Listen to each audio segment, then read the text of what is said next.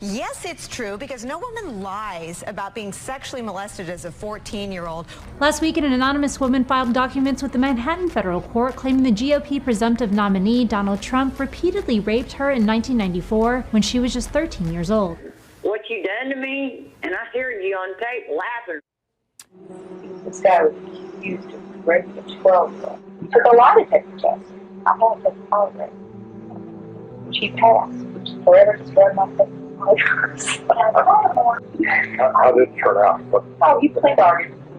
He got him off. It was time served in the county jail. He'd been in the county jail about 2 months. It is a violation of human rights when individual women are raped in their own communities. It is a violation of human rights when a leading cause of death worldwide among women ages 14 to 44 is the violence they are subjected to in their own homes by their own relatives. She first spoke out in 2008 at an interview with reporter Glenn Thrush published in Newsday. These new comments come after an audio recording of an interview with Mrs. Clinton from the early 1980s was dug up by the conservative website The Washington Free Beacon. In that clip, Mrs. Clinton seems to admit she knew the defendant was guilty. He took a lie detector test. I had to tolerate, which he passed, which forever destroyed my faith in Congress. So in the 1975 affidavit, Clinton wrote of the victim, "I have been informed that the complainant is emotionally unstable with a tendency to seek out older men and engage in fantasizing." Clinton, as we said, ultimately bargained down the sentence on a technicality involving evidence that was accidentally destroyed. But the victim says her life was ruined as well and now says she's ready to stand up. When I heard that tape, I was pretty upset. I went back to the room and was talking to my 2 cousins, and I cried a little bit. I ain't gonna lie. Some of this has got me pretty down, but I thought to myself, I'm gonna stand up to her. I'm gonna stand up to what I gotta stand up for. It's true, because no woman lies about being sexually molested as a 14-year-old. Very limited experience with him myself, whereas my experience was much more prevalent with Hillary Clinton, because Hillary is also bisexual, leaning more towards a homosexual end, and it was she who accessed my sex programming to fulfill her perversions. Hey guys, what's going on? For Complex News, I'm Tamara Dia.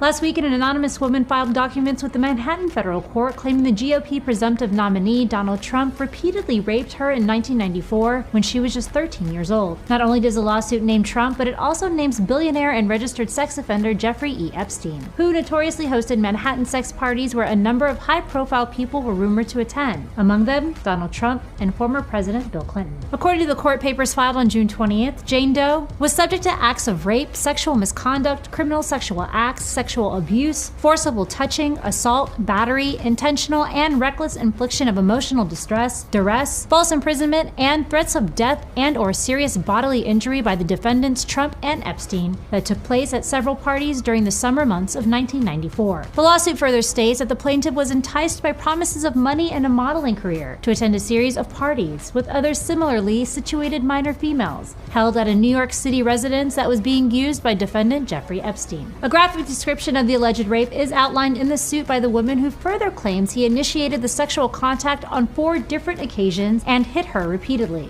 Immediately following this rape, defendant Trump threatened plaintiff that were she ever to reveal any of the details of the sexual and physical abuse of her by defendant Trump, plaintiff and her family would be physically harmed, if not killed. She only names Epstein, who was convicted of soliciting sex from a minor in 2008 of 2 counts of rape. Trump's attorney, Alan Garten, has since released a statement regarding the claims, explaining, "The allegations are not only categorically false, but disgusting at the highest level, and clearly framed to solicit media attention, or more likely, are politically motivated. To be clear, there is absolutely no merit to these claims, and based on our investigation, no evidence that the person who made these allegations actually exists." Unfortunately, this isn't the first time Trump has been accused of sexual assault. Back in 2015, there were allegations made by his ex-wife Ivana Trump that her former husband had been both physically and sexually abusive during the course of their marriage, and even verbally stated that he, quote, raped me in a deposition. However, she never pressed criminal charges. It should be noted that this new lawsuit was originally filed in California by a woman named Katie Johnson, who sought $100 million in damages, but the case was dismissed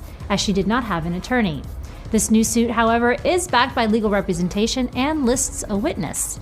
That's the news for now, but for the rest of today's updates, be sure to subscribe to Complex on YouTube. For Complex News, I'm Tamara Dia. Why do you believe she's not qualified? I think you have to be exceptional to be president. And I would argue that George Bush was. It comes to mind when he's overseas at a Big 8 or a Big 9 or whatever they call them, the Big 10. There are only 8. Only 8 big ones. And he walks in, and Angela Merkel is sitting there, and he walks up to her and does this. They are still great friends. I mean, they were great friends. They're still great friends. He painted a picture of her. I mean, they're like this. Yes. I'm sure she was fine with But it. the world saw that as Yeah, being... but he's affectionate. And yeah. As yeah, being... but he's affectionate. And yeah. Yes, it's true, because no woman lies about being sexually molested as a 14-year-old or being taken...